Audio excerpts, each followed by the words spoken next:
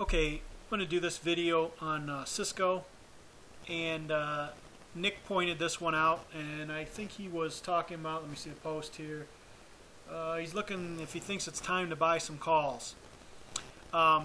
It's kind of funny because we have a guy in one of our trade rooms, Alan, and he just loves Csco. I mean, he won't stop raving about it.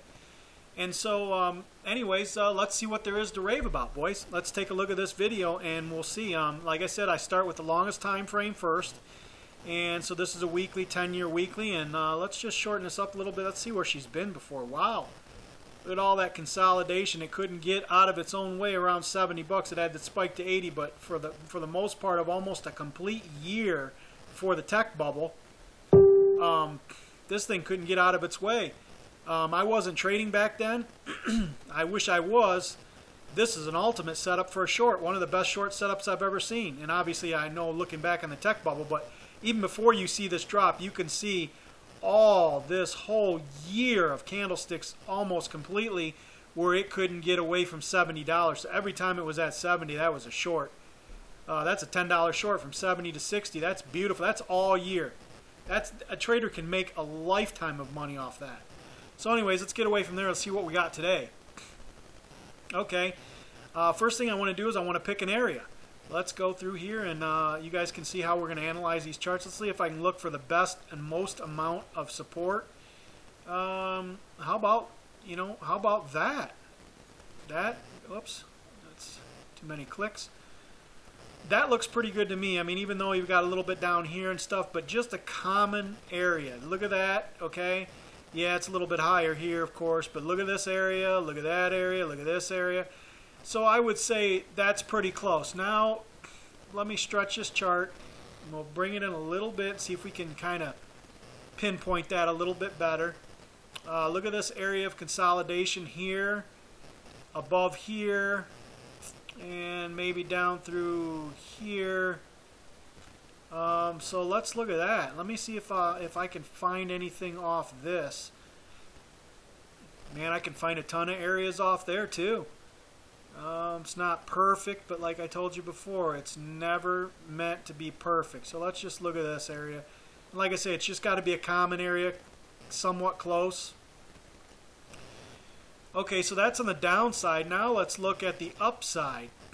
What can we find for the upside? Well, let's see if we can find some areas. This here area, that area, this area. Let's see how many areas I can find that are common. I'd say that's pretty good. And then maybe, yeah, definitely at the 200, just at that 200 day, it'd have to be, wouldn't it? See, everything is not a coincidence. I mean, you know, it happens. It's a reason for it. Now let's look at this. Yeah, look at there. That's nearly damn perfect. I would like to at least go back down a little bit and capture more of these tops at that area.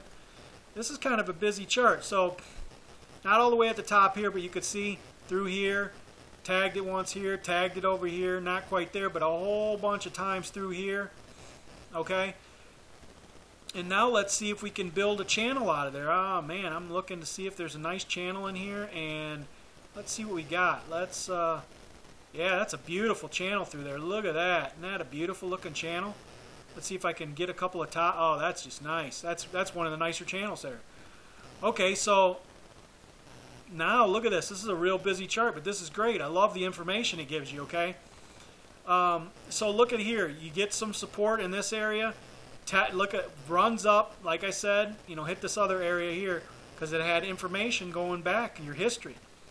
Then it comes back and immediately tags this, then it's off to the races, back up to here again.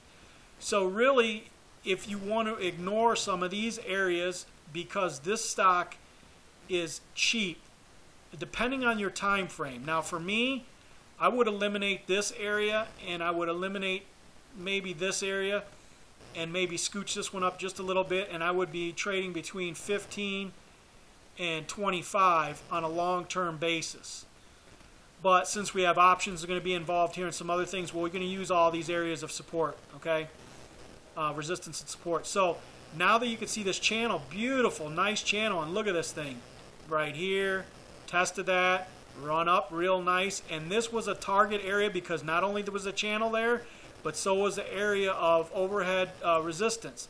And look at what got shot right down into the channel, then creeped its way, test the channel again, and then boom, back up again. This was great. Now it went consolidation sideways, test the channel again, went back up. Actually had a really nice high here. It kind of kept it all together. It didn't really go as low as I thought that maybe this last little give up here would do. But as it went down to test this area of this channel, it broke the channel. Okay, so you're not so worried because it still had this area here and this 200-day moving average. Let me blow this up just a hair so we can see it just a little bit better. So now we've got this where it's starting to lean over and it's punched through it pretty good. In fact, look at this other little red candle right now developing on a weekly candle, and you're down here. Look at, you're under 40 on the RSI, you're down under on this. You know, I would say that the short opportunity was definitely to take a chance on it was around 24.50, so we're not that far away from it, but I want to keep your entries as perfect as you can get. If you're looking to go long on this thing, don't. You've got a lot of areas of support through here, and it's already down. See, it's already tagged this area right here on that long candle. It's going to at least want to come back down to here to 22.5, and most likely flush out those hands to see if we can get it down here. It's going to be around 21.5. I would most likely like to see if this thing can hold up at 21.5, 22, 21.5, and make a little turnaround and then go for it. You've got earnings, let's see here, 210, so we've got a while for on the earnings. Let's see what the past earnings did. The past earnings were not bad, but they sold off. So, you know, they do that a lot. Now I'm seeing that they go up, they run on the earnings, they sell off, and so there you go, that's what happened. The market had a downturn anyway, which actually helped push this down. But don't fool yourself. The tech has been running pretty good lately, and people are taking profits. So to end this video quickly, I would wait to see these areas. Keep in mind that you broke. Not only did you, it's not like this one where it just punched through the 200-day and then got above it and ran. Every single time, punched down. This was the only time it was down below the 200-day moving average was, looks like 2011, 2012. And see what it did here is as soon as it got below the 200-day moving average, look how it used it. It tagged it and then punched down, tagged the 200-day moving average, punched down, and then worked its way back up above the moving average. And then they had a hell of a couple of years of a nice trade, bullish trade. If you're looking to go bullish on this, this is what you want to see unfold. You want to see, now that it's come down through the 200-day moving average like it did here, I anticipate this is going to be maybe not as drastic, we don't know, but I want to see this turn how this did. Turn, get some consolidation for some weeks, run back up to the moving average, and then eventually when it gets above the moving average right here, see the moving average, the 200-day, when everything gets above it, test the 200-day moving average. Look at how she ran. Tested it at the 200-day again and ran. There's a lot of bullish activity right now. This is showing me more bearish activity developing than the bullish activity. So you want to be very careful about going bullish on this until it turns and starts developing this pattern that we have back here. Because to me it looks like it's just starting this new trend of being down, and that did that back over here. See? Tested the trend, turned around, and then dumped off again. Even if this does spike back up, I would expect the same thing to unfold. This could go back up to here, and if it does, this would be the great time to get shorted again at 24.5 if it doesn't break that, and then it'll get pushed way down hard, just like it did over here, and history will repeat itself over and over again. So if you're going to go long on it, don't do it now. Wait for a confirmation to get above the 200 and hold it. Even if it takes a year or two, find another one you like to trade. There's no reason you have to trade this one. Put in your alerts. Actually, I'll put in an alert right now so we have it. So if I know if it gets above 24.5 is what I said. Okay, so I've got an alert in there.